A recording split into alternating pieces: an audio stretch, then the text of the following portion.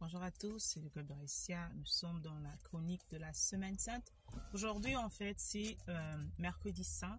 Nous avons été reçus pour recommandation de lire Matthieu 26, le verset 14 à 16, de lire également Marc 14, verset 10 à 11, et également Luc 2, verset 3 à 6.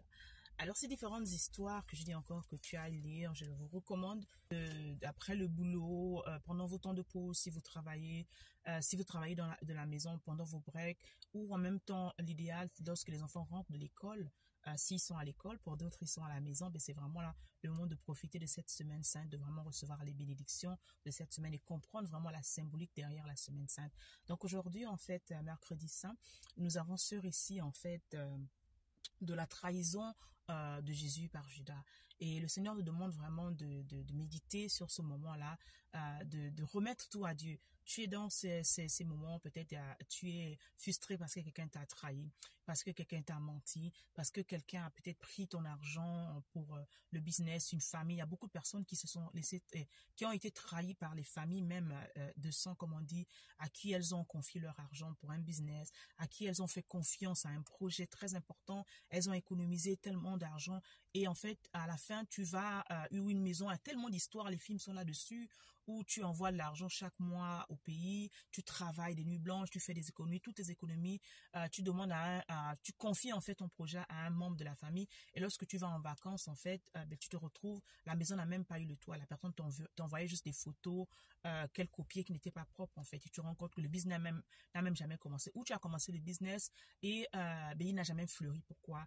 Parce que la personne ne gardait jamais le bénéfice, n'avait pas ce leadership là, n'avait pas cette structure, n'avait pas en fait ce désir vraiment de voir le business aller plus loin. Également, ces personnes ne comprenaient pas, comme j'aime beau le dire, que on ne défecte pas dans le puits qui te donne à manger. Et beaucoup justement ne comprennent pas que quand tu fais du mal à une autre personne, surtout un membre de ta famille, tu te fais du mal à toi, parce que c'est toi encore cette même personne qui va redemander de l'argent pour d'autres personnes. C'est toi qui va demander de l'argent aux autres, qui va dire que tu as besoin de cette chose, mais on te donne de l'argent pour commencer quelque chose, pour t'aider même toi-même, mais tu dis parce que c'est le projet de mon frère, parce que c'est mon frère. Et quand généralement tu viens présenter ce genre de conflit devant la famille va te dire c'est la famille, tu vas faire comment? Tu vas amener ton frère au tribunal, tu vas amener ta soeur au tribunal, etc. À cause de ça, laisse tomber. Et ça crée beaucoup de frustration dans les familles. Donc aujourd'hui, le Seigneur, à travers l'histoire de Judas, te demande vraiment de faire confiance, d'accord, de pardonner la trahison, de laisser vraiment ce cœur amertume en fait.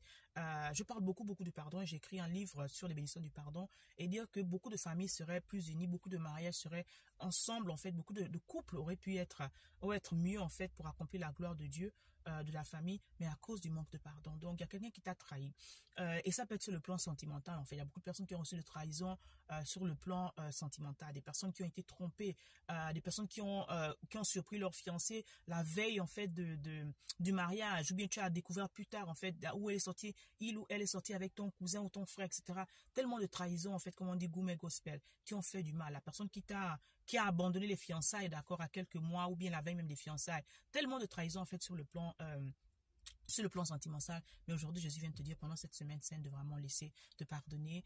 Tu peux également prendre le livre des bénédictions du pardon et aussi le cours sur le pardon. Il te demande vraiment de pardonner en ce jour.